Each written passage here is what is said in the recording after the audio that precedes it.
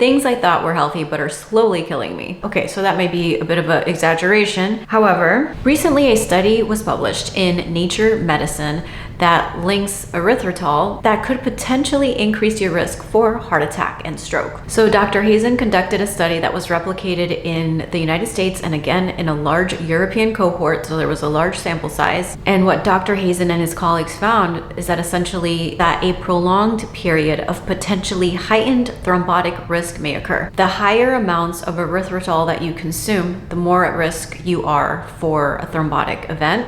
Now, erythritol occurs naturally in fruits.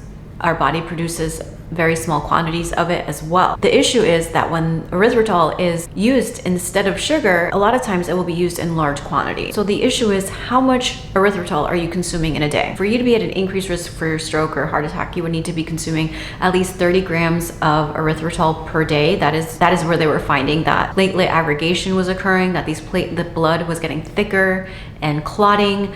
So should you be concerned? Takeaway is, do you have risk factors that predispose you to clotting? And if yes, you may want to cut back on erythritol. So if you have a family history of heart attack, stroke, if you're on birth control, if you are a smoker, all of those are risk factors that could potentially put you at increased risk for stroke if you have a sedentary lifestyle, etc. Erythritol is often marketed as being healthier. So this comes down also to moderation, right? That saying of like, you can't have your cake and eat it too. There's really no way of hacking a healthy diet, right? You can't go out and buy sugar-free cookies and expect that you can eat a whole box full and that just because it's sugar-free, it's healthy for you. So if you consume products that contain erythritol once in a blue moon, most likely you're going to be fine. Personally, the protein that I've been consuming is Orgain, O-R-G-A-I-N, and unfortunately it does have 5 grams of erythritol. So I will be using a different protein. And also Orgain,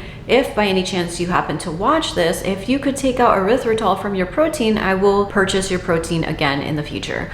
But because I have a protein shake every day, I'm exposing my body to erythritol every single day. So I will be transitioning to a protein that does not have erythritol. Again, I'm not saying I will completely cut out erythritol. If I buy something once in a blue moon that has erythritol, that's going to be okay. But if you're consuming large quantities of this, you may want to cut back. And Dr. Hazen did say at the present time, I'm advising my patients to avoid erythritol. Dr. Hazen also said while it may be okay and potentially beneficial from a glucose or a weight reduction standpoint, it does not appear to be okay in terms of avoiding a long-term risk for heart attack or stroke. I think that the prudent thing, the cautionary thing to advise people is to avoid erythritol at the present time and go natural. Now, just to give you a more balanced point of view, Dr. Perry Wilson did comment on this. He actually buys a sugar substitute that is monk fruit that contains erythritol. And what Dr. Wilson says is, Dr. Wilson is an MD,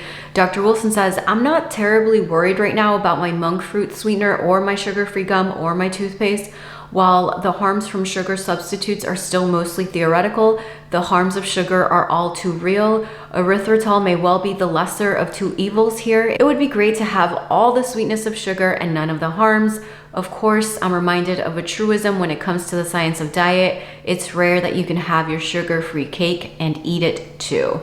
So in conclusion, just transition to minimizing sugar altogether, whether it's sugar substitutes, and consume more fruits, vegetables, whole grains versus processed foods. Thank you for watching. As always, this is education, not medical advice.